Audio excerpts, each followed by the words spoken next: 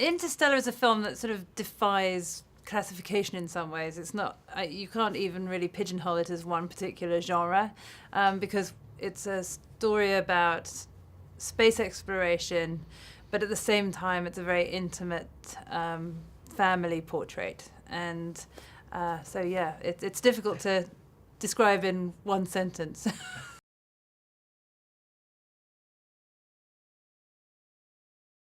Definitely. I think that's something that has always been of interest to Chris, the notion of humanity's, strength and ingenuity, and I think it's definitely a common thread throughout his films. And I think that what's interesting about Interstellar is that on the face of it, it's a story that might be very depressing. You know, the idea that our Earth is kicking us off, and yet really it's about hope and the fact that humankind is going to survive because that's just who we are. We're resourceful and resilient and overall incredibly strong.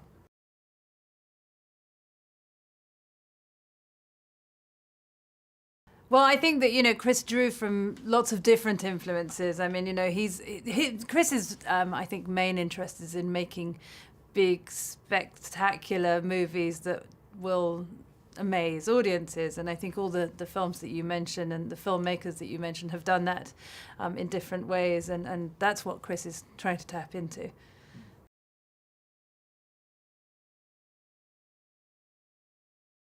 Well, I think they've all had their different challenges in different ways. I mean, this one was, as always, Chris wanted to shoot in practical locations wherever possible, and so we had some very challenging shoots in Iceland, and Canada was challenging in different ways with the dust storms and having to grow corn, and so I would say that the sort of the challenge of the massively different landscapes that we were having to capture was a big one on this.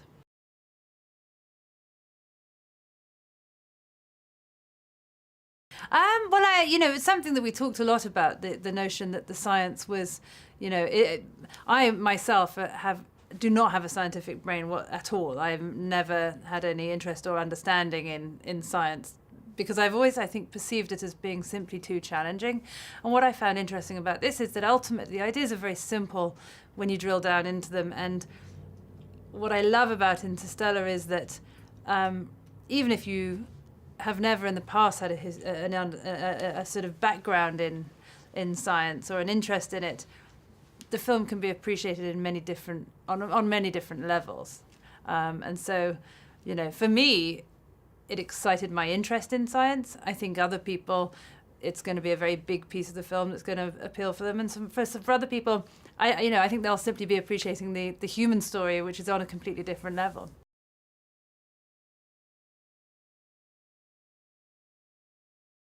Well, I work on pretty much everything with him. We have conversations about pretty much, from the beginning of the film when he's writing to the marketing of the film. We're talking about all sorts of different things. I mean, I think that, yes, it's always been something that I've talked to him about, but it's not as though it was something I imposed on him. It was something that he very much, I think, liked about the script when he first read Jonah's draft. It was a great, it was a great appeal to Chris as well as to me that this was a big scale spectacle, but at the same time with this very emotional and, relatable through line.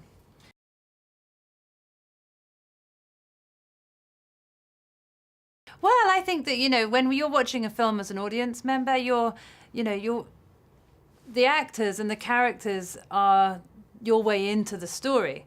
And I think it's very important for audiences to hear from the characters what's going on in their heads and what their experience is. And I think that that's why the characters in Chris's films, for the most part, feel incredibly real world and relatable.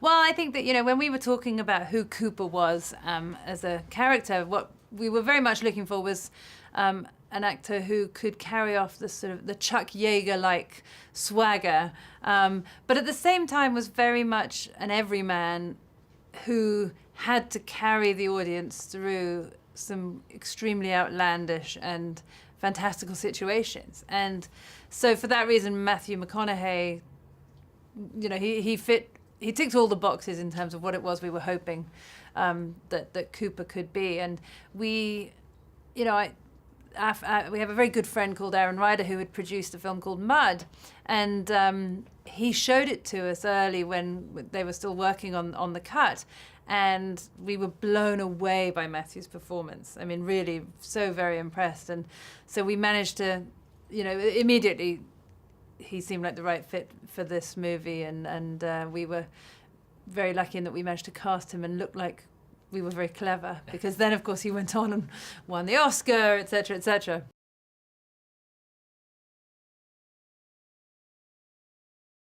Well, you know, Anne we've worked with before, and obviously, you know, she's a great actor, and I think that the character, her character is a really interesting one, because she's a very strong female character, which is, you know, music to my ears. I love that we have, in fact, two very strong female characters in this movie.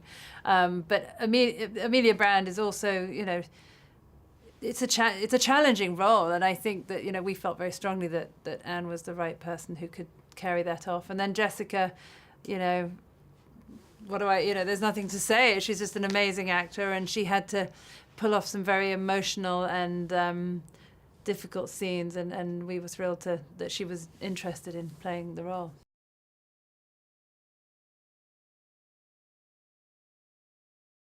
Well, I mean, there are, you know, the thing I hope for most of all with this movie is that audiences will engage with it and will go on the emotional journey.